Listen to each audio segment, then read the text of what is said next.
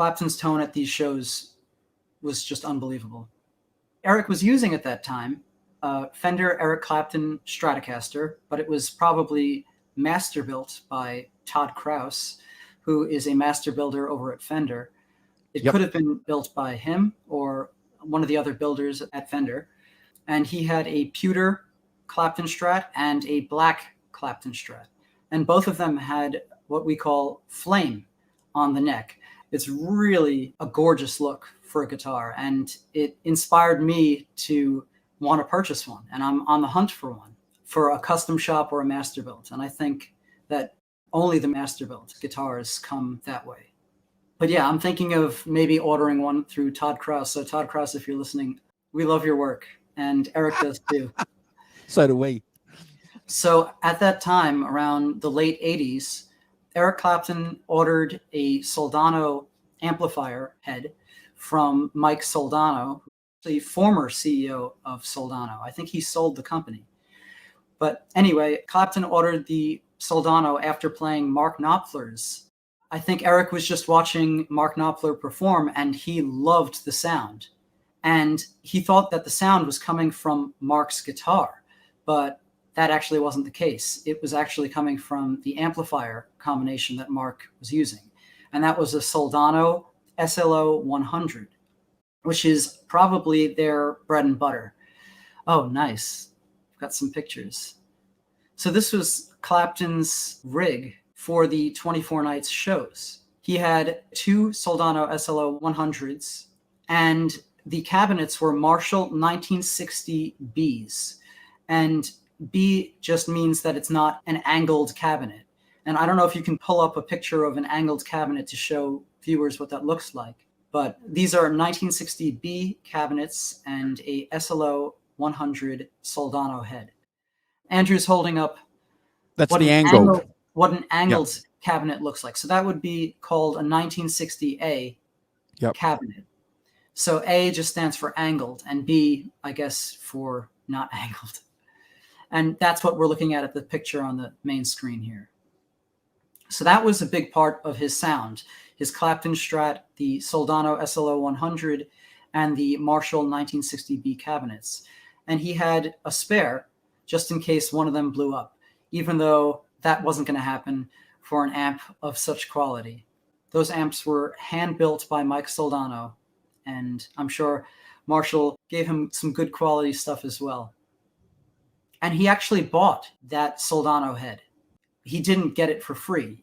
A lot of times people or fans think that companies will just send artists gear, and sometimes that is the case, but his guitar tech, Lee Dixon, said that Eric paid for these amps. And it just goes to show, if someone puts in good work, you should pay them for it. And it took him 2 months to make that amp head. And he prioritized it as well. He had a lot that was the only advantage Eric Clapton had over anybody else. Obviously, he had to pay for it, but it was the fact that it was for Eric Clapton. I think that Soldano bumped a few other jobs for Eric. Is that correct? Yes, that is correct. Yeah. And so because of that, Eric sent Mike Soldano a pewter Clapton Strat actually signed by Eric. So that's pretty nice. Wow. And in return, Mike Soldano signed the amp head. Something like Keep Playing the Blues, signed by Mike Soldano. So that's really nice that they did that. They had a good rapport.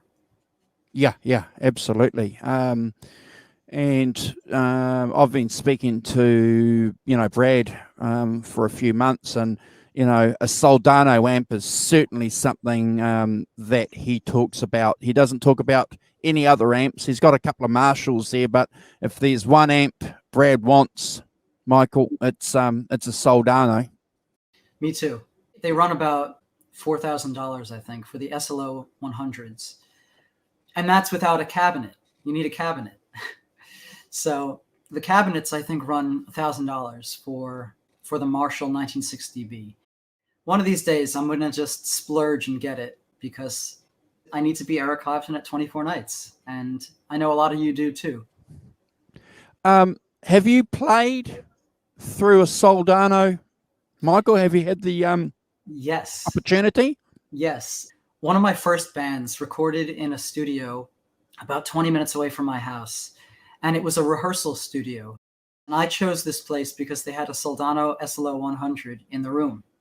But obviously, I don't sound like Eric, and I didn't have the hall reverb from Royal Albert Hall in my favor. So it was more of a dry sound, and it sounded good, but it didn't sound anything like Clapton from 24 Nights. And I wasn't playing Clapton from 24 Nights. We were playing original stuff. But it was amazing just to be using a Soldano SLO 100. So maybe one day I'll get one. Yeah. Have you played one? No, I haven't. I've played through some, various modeling amps. I, like a lot of, guitar players over the years, have bought amps. My current amp at the moment is a Yamaha THR30. It's the Bluetooth practice amp. But my main amp is a Marshall Bluesbreaker, Michael, that I got April last year. So I'd love to get a Soldano too. I'm like you. Soldano, Michael, it certainly has a special place in my heart and my ear. Very expensive amps here. I'd hate to think what they would be here. They would be, but they're coming out with, I understand, a lunchbox. Yeah, a lunchbox. That's already out. Yeah, the SLO 30. So, have you had any feedback on that at all that you want to share? I haven't played it, but I've seen a lot of good comments and a lot of people sharing it on Instagram and a lot of people using it. Metal players are using it because they want the high gain. Eric didn't use it for tremendous high gain. According to my friend Ben Stein, he thinks that Clapton dimed it on the clean channel, not necessarily the gain channel. Because he played one recently and he said he got pretty close to getting the sound. Okay, so you know how I'm just reading from my list here. So that rack that he had, he was obviously using a Bradshaw foot controller. He had that Roland 700 synthesizer bank. He had compressors. He had a delay. He had a chorus. Chorus is a big part of his sound. He used a Dyno My Piano CS5 tri-stereo chorus. Try saying that 3 times. It's a rack unit. He used a lot of rack units, and it went to his pedal board, which actually was a Pete Cornish pedal board. Pete Cornish or a Bradshaw? I think Pete Cornish replaced the Bradshaw system that Clapton had. Okay, cool. I think that's what it is, but we can research it and confirm. I think Cornish did. No, you're right. I think Cornish replaced the Bradshaw. Yes. Yeah, and Pete Cornish is a master of guitar pedals and routing systems, and he's done stuff for David Gilmour. If you've seen David Gilmour's Pulse Rack, it's like ground control for a guitarist. Unbelievable. I mean, it looks like Clapton's, but Gilmour has even more effects. So Clapton used this tri-stereo chorus on a very low setting, a low rate or a low depth. And he had it on for a lot of songs, and it was just part of his sound. He didn't really use it as an effect for a specific section. He just kept it on for the whole song. And that's very interesting to me. So it just became part of his sound. And he was using chorus in the 80s. So I guess he kept that into the early 90s. And he kept using it on songs like Wonderful Tonight, but it's very prevalent on 24 Nights. On Running on Faith, Pretending. You could hear it on Bell Bottom Blues, for sure. Edge of Darkness. It's great. It just adds a chiminess to his sound, a great presence to his Strat sound. And it's immediately him. But chorus was also a very prevalent effect in the 80s, in the late 80s. Everyone was using chorus. They were using chorus on vocals. Pink Floyd was even using chorus on vocals. But a lot of producers and engineers were using chorus on drums, on vocals, on guitars. It just was part of the 80s sound. And I think maybe that's why Eric used it. But he also must have liked it, because to have that as part of your main sound, you've got to like it. I've got a couple of questions for you, but just bear with me before I get to it. So it's interesting that you should talk about the chorus, because the album August is drenched in chorus. And he turns obviously the chorus down later on, so he's still got, obviously, as Michael has said, that chorus effect, but it's nowhere near as intense as previous albums. I think he likes the space that effect gives you. I agree with you, Michael. He certainly had an affection for that effect as opposed to it being trendy. But I do have one burning question to ask you, because it's a question that's divided a lot of Clapton fans. In fact, I think Simon and I even had a conversation about it about 6 months ago. The Where's Eric website's a wonderful resource, but I'm only telling you what other people have told me. But some of the information on there is a little bit incorrect, and that's okay. That's fine, because nothing and nobody can be 100% perfect. So on the Where's Eric page, it says that he was using a Boss heavy metal pedal. Now, I've raised that question in the past, and I've seen other people discuss it on other forums, the GearNet and other email groups that we used to have, where people are saying there's absolutely no way he was using that pedal. Do you have an opinion or any information that you can share with us, Michael? I do not think that he was using that pedal at all. I think that he's getting his sound from his guitar, which has the onboard mid boost, and you can see him engaging the mid boost, turning it all the way up for thicker leads or distorted tones. As Ben Stein, another amazing guitarist, told me, he said that Clapton is probably diming that amp on the clean channel and getting some natural tube breakup. That's probably what was happening. I agree. I agree with you and Ben. So top marks to Ben. I definitely don't think that he was using a metal pedal at all. Like I said, he was using his onboard mid boost to get those sounds, to get those mid boosted sounds that we know. If you own a Clapton Strat, then you know that that's probably what he was doing. Yeah, so that's the next part of my question, I suppose, that we need to talk about. So you've got to have, if you want to get anywhere near playing some Clapton tones from that period, you can get a good overdrive pedal and you can whack that on and you can play that through a Blues Junior. I've done that. I did that a lot. I got the Tube Screamer and couldn't get anywhere near it with the Tube Screamer until I got the OCD pedal, which is more of a distortion pedal.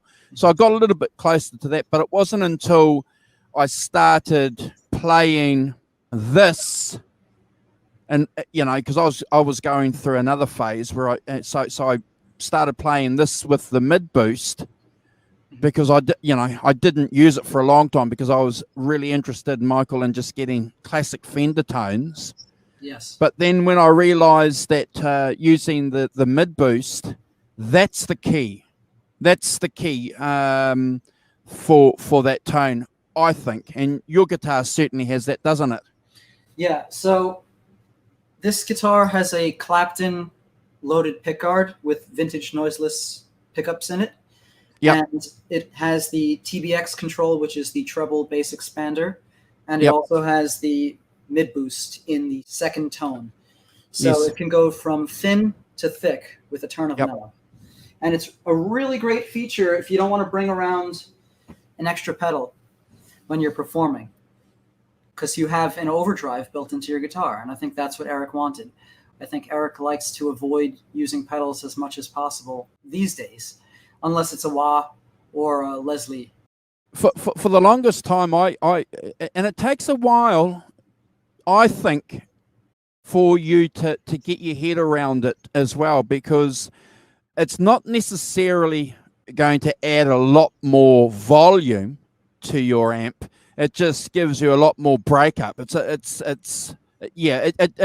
though it says it's a 24 decibel boost, if you've got your amp at a reasonably good volume anyway, or even at a bedroom level, the great thing with that boost is that it just gives you that extra punch without creating too much volume. Yeah, I find myself not using the mid boost a lot, which is interesting. I figured I would use it, but I only really use it if I'm copying something that Clapton did, like in Badge, when he goes to an A minor chord of sorts, like an A minor sustained chord, and he kind of just lets it ring, very distorted, and then he rolls off, he turns off the mid boost and gets very quiet, and then he goes into the da-da-da-dum, he goes into the riff. That's just something that he does every time he plays Badge. So he uses the mid boost as an effect, kind of as like a crashing segue. It's very interesting. And he'll end songs that way too, where he just has the mid boost on full as a loud closing statement. Wow. He uses his guitar as a voice, and he's always done that. And his Clapton Strat is very versatile. And when it first came out, it was probably the most versatile Strat that you could own, because of that mid-boost feature and the treble bass expander feature, the TBX. You could get even brighter tones than a normal Strat. It's an amazing guitar. And I owned one for 18 years. I've got to tell you something though. I've got to share this story with you. So when I got my Clapton Strat, it's just the standard Clapton Strat, the Blackie, $4,000 here. I got that, and I'd been a member of a couple of Clapton groups, and I took a photo of it and I put it on the group and said, "Yay!" And it got a couple of guys saying, "Congratulations, bro! Congratulations! Awesome guitar!" And there was a couple of guys said, "Oh, is that a custom shop or is it a master built?" I'm going, "No." Oh, so again, it just made me aware that there were differences in Clapton Strats that I had come across but didn't realize, and then I did some research on, oh my gosh, holy cow. So Clapton, he caters to all economic situations. Yes, different price points. That's it. So we've covered a lot of the 24 Nights tone. I think the last thing we should maybe mention his wah. According to the Bonham's auction website, when Eric sold his 24 Nights rig with the amps and the pedal board and all those effects, he was using a Crybaby wah. He had a TC Electronic 2290 delay, and I don't really hear any delay on any of those songs from 24 Nights. If anything, I hear reverb, but according to mixer Alex Haas, he added reverb in post. He had chamber reverbs that he would add, and he would also add the room microphones, the microphones placed around the Royal Albert Hall, which create this natural hall reverb. And that's what we're hearing, and that's part of what makes Eric's sound so amazing. So I don't hear any TC Electronic 2290. Maybe it was in his rack, but I don't hear it. Another thing that Bonham's auction site listed in this rack was a Dynacord CLS 222 Leslie simulator. Yes. And I don't hear that either. No. Do you hear a No. Leslie? I don't even hear a Leslie on Badge. I don't think he used it. The chorus I hear. The chorus is something that he must have had on a lot. A Dyno My Piano CS5 tri-stereo chorus. There was a Yamaha GEP multi-effect processor. Don't know what that did. A Roland SDE 3000 digital delay. Again, don't see why he had two delay rack units if he didn't use either of them. And then lastly, a TC 1210 spatial expander. But again, Clapton's sound was processed by the front of house mixer, Robert Collins, and then it was also processed by Alex Haas, who mixed 24 Nights. So we don't hear his tone exactly as it was heard in the Royal Albert Hall. Maybe hearing a bootleg or like a BBC broadcast, you would hear closer to what it sounded like, but it sounds pretty close. The 24 Nights recordings are the definitive audio recordings, but the BBC ones give a good picture as well. Yeah. And some of the live shows, like the live show in Argentina, is pretty good for, you know, research purposes too. There's like no reverb on that. That's a direct soundboard mix. Yeah. It's a great show. I know you love that show. Oh, it's phenomenal. River It's Plate, phenomenal. right? Yeah. It's just phenomenal. They're on fire, man. Just, yeah. A few smiles there, and, you know, that deadly serious look that he gets too when he gets locked in, you know. But very much the leader of that band. You see everybody, everyone's looking at Eric Clapton, man. Everybody. Yeah. So I think now we've covered everything regarding Clapton's tone on 24 Nights. Yeah. Now that we've mentioned all the units in his rack and his guitars, his amps. Yeah. So 2005. So